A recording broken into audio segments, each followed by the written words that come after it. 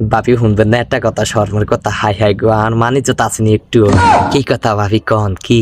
আনন্দের বিয়া খেতাম গেছিলাম না ওই সময়, আওয়ানোর সময় গাড়ি দিয়া কত মানুষ গাড়ির মধ্যে, গাড়িটা ভরা মানুষ। আমার আবার আর মধ্যে দিয়া ফ্যাটের মধ্যে বুট বুট বুট বুট কেমন দিয়ে উল্টা।